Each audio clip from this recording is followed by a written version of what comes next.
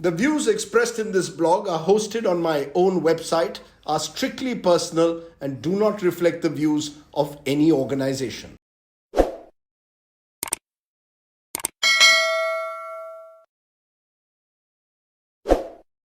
Hello and welcome friends once again to Straight Bat, my weekly video blog where, as the title suggests, I comment with a straight bat. Namaskar. The results of the India Today Mood of the Nation poll done by C Voter were out this week, and they offer a peek into what might happen next in the battle for 2024. Now let's be clear, no poll is exact. You don't have an exact poll truly. Certainly not an opinion poll being done 8 months before a big election. But there are a few straws blowing in the wind, a few key takeaways that might just give a sense of what the challenges and opportunities lie ahead for all the sides, as well as possibly tell all of us what kind of a society are we slowly becoming. So here are my 10 takeaways from the biannual India Today Mood of the Nation poll done by C Voter. Takeaway number 1. Narendra Modi is Neta number 1 by some distance. You don't perhaps need an opinion poll to confirm that, but the fact is Mr. Modi's popularity remains remarkably durable. 62% rate of approval, people who see his performance as good or outstanding, which is a remarkable figure for someone who's been in power now for almost 10 years. The only time his approval ratings actually dipped was August 2021 in the backdrop of the second COVID wave, when it went down to 54%. Else, he's been rock solid, generally above 60% in the Mood of the Nation poll. The rating has dipped from 72% high in January this year, but as long as Mr. Modi's approval remains above 60%, there is no visible sign of any anti-incumbency. Forget about anger. He's, dare I say, Teflon-like.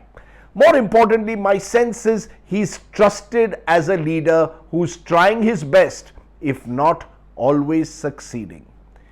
Takeaway number 2. The BJP is Modi and Mr. Modi is BJP. 44% of those who said they would vote for the BJP say they are doing it mainly because of the Prime Minister. In effect, Mr. Modi's persona is, dare I say, bigger than even the BJP today. Take him out of the equation, and this is significant. The BJP might go back to the Vajpayee years or even pre-Vajpayee era, when it could never cross the 200-seat mark on its own. The dependency on the Modi factor means that the BJP is especially vulnerable in state elections when Mr. Modi is not on the ticket. The double engine is not quite working in many states. Takeaway number 3. It's the economy, stupid. If Prime Minister Modi and his leadership is the biggest strength today of the BJP, the economy is the biggest weakness as per the Mood of the Nation poll. Price rise is seen as the biggest failure of the Modi government, followed by unemployment and concern over family incomes that have remained static or are declining. People are feeling economic distress, my friends, make no mistake. Paradoxically though, those very people also, or many of them, seem to believe that Mr. Modi is best placed to lift them from their trouble. So I saw in the poll a large number of people believe that Mr. Modi will make India the third largest economy in the world. The truth is, if the opposition were to keep the focus squarely on issues of economic concern and offer an effective alternate economic agenda, they might be able to make a real impact. You may not win an election by saying Samvidhan khatre mein hai or Constitution is in danger, but you could swing voters by offering, for example, a minimum income guarantee scheme to the poor. Takeaway number 4. Rahul Gandhi's leadership perception of his leadership has improved significantly. 34% rated his performance as outstanding and 18% as good. These are the best numbers that the Mood of the Nation poll has shown since Rahul Gandhi peaked in 2018. In January this year, only 13% thought he was best placed to lead the opposition alliance. Now that number is up to 23%.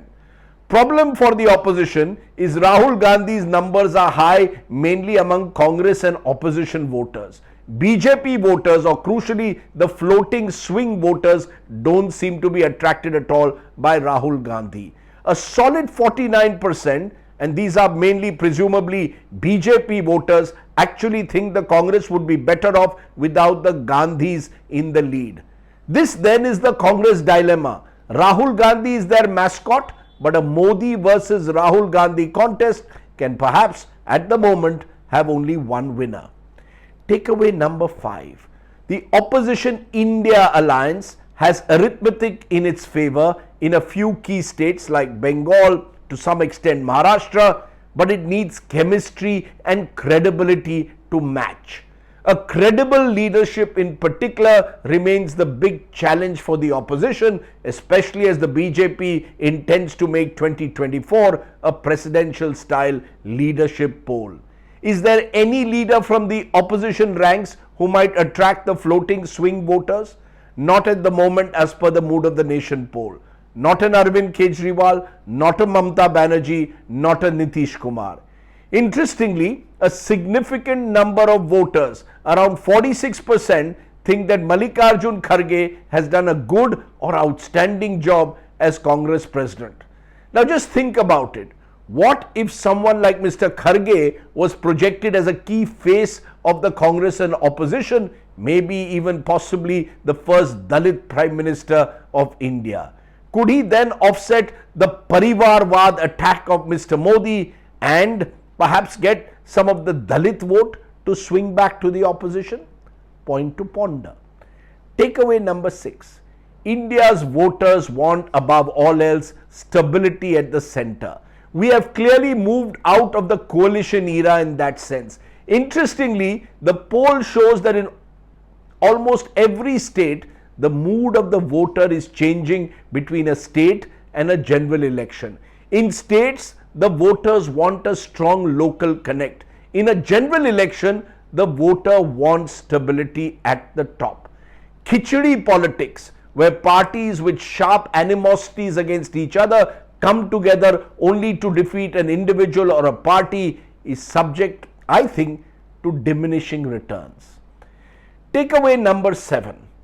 The BJP, yes, is ahead as the Mood of the Nation poll shows, but 2024 is not a done deal. Look at the big numbers. As per the poll, the BJP will get 287 seats if elections are held today. The NDA gets 303 if general elections are held today. But, and this is a big but, there are still big states where the BJP is increasingly vulnerable. The poll projects double-digit losses for the BJP only in Maharashtra and Bihar so far. But what if 3 other key battleground states, Madhya Pradesh, Bengal and Karnataka, were also to see the BJP losing ground? Then suddenly the BJP will struggle to reach 272 on its own. And while they might still form the government, it won't be a dominant majority one. Can therefore the opposition work on making 2024 a state-by-state battle is key to the fortunes of the India alliance. Takeaway number 8, and I had mentioned this last week, the Mood of the Nation poll confirms this. Uttar Pradesh, India's most populous state, is now almost completely saffronized. That's right. India's most populous state is also India's ultimate Hindutva laboratory. The poll suggests that the BJP could win as many as 72 out of 80 seats here. Clearly, this is the one state where the double engine Yogi Modi model of the BJP is working. Takeaway number 9, and this is something again to ponder over. 70% of those who we polled think Muslims in India are safe, who see voter polled, and only 34% think communal situation or communal harmony has deteriorated. but around 50% thought the hijab should be banned.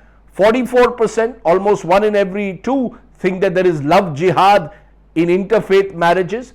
61% want a uniform civil code. Net, there is a creeping religious consciousness in the country. It may not be as polarized and pronounced as one might have feared, but it exists.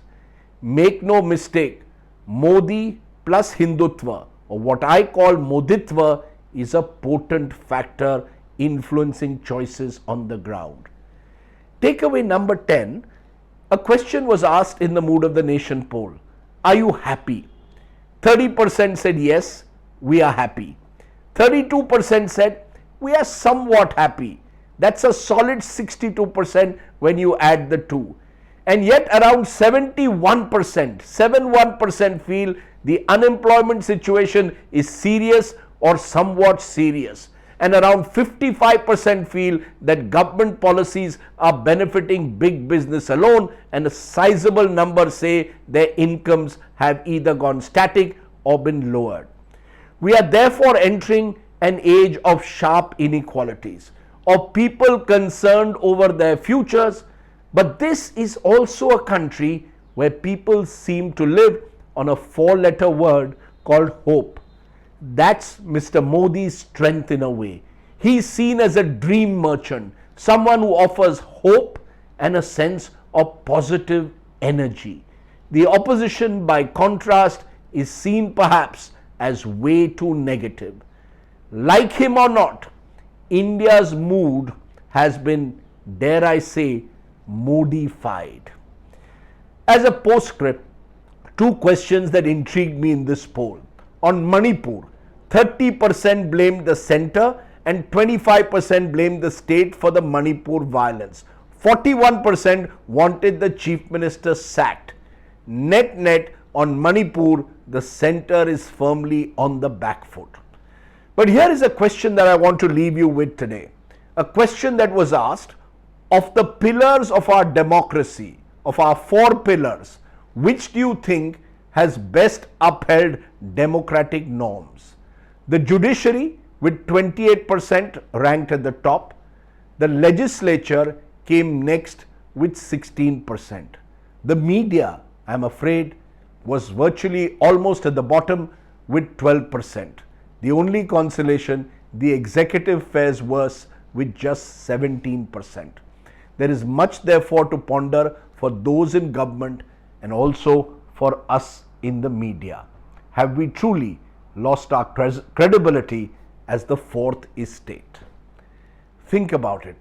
That was the straight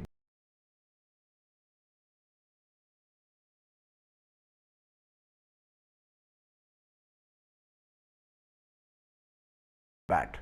Do of course subscribe to my YouTube channel for many more such videos. For now, stay well, stay safe. Jai Hind, Namaskar, and should I say Jai Chandrayaan.